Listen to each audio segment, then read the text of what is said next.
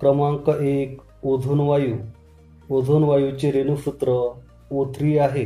म्हणजेच ओझोन वायूच्या एका रेणूत ऑक्सिजनचे 3 अणू असतात.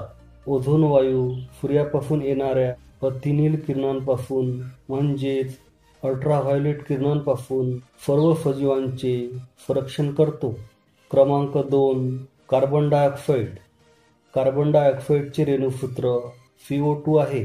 कार्बन डायऑक्साईड वायू एक उपयुक्त वायू असून सर्व हिरव्या वनस्पती हवेतील कार्बन डायऑक्साईड वायूपासून स्वतःचे अन्न ग्लुकोजच्या स्वरूपात तयार करतात. कार्बन डायऑक्साईड वायू जेव्हा गोठतो तेव्हा त्याचे द्रवात रूपांतर न होता एकदम बर्फात रूपांतर होते.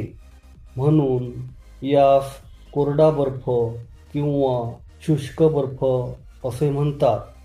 कार्बन डायऑक्साईड वायूचा उपयोग शीतपेयामध्ये करतात. त्याचप्रमाणे कार्बन डायऑक्साईड वायूचा उपयोग अग्निशामक यंत्रामध्ये होतो. मानवाने उच्च श्वासामार्फत टाकलेल्या हवेत सुमारे 4% कार्बन डायऑक्साईड वायू असतो. क्रमांक 3 मिथेन. मिथेन हा वायू दलदलीच्या प्रदेशात वनस्पती व प्राण्यांच्या अपघटनातून तयार होतो. दलदलीच्या प्रदेशाला मार्श असे म्हणतात. म्हणून मिथेन वायूला मार्श गॅस असे सुद्धा म्हणतात. मिथेनचे रेणुसूत्र CH4 आहे.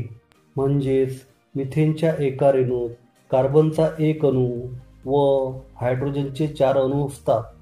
क्रमांक 4 नायट्रस ऑक्साईड. नायट्रस ऑक्साईडला हास्यवायू किंवा लाफिंग गॅस असे म्हणतात. नायट्रस ऑक्साईडचा उपयोग प्रयोगशाळेमध्ये करतात. त्याचप्रमाणे नायट्रस ऑक्साईडचा उपयोग वैद्यकीय क्षेत्रात भूल देण्यासाठी तसेच वेदनाशामक म्हणून करतात. नायट्रस ऑक्साईडचे रेणुसूत्र N2O आहे. क्रमांक 4 फ्लोरोकार्बन म्हणजेच CFC.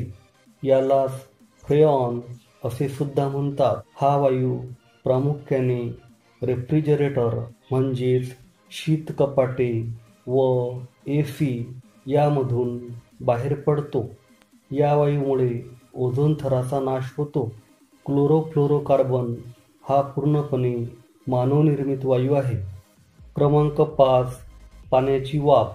हवेतील पाण्याची वाफ सुद्धा सूर्यापासून निघणारी ऊर्जा शोषून घेण्याचे कार्य करते.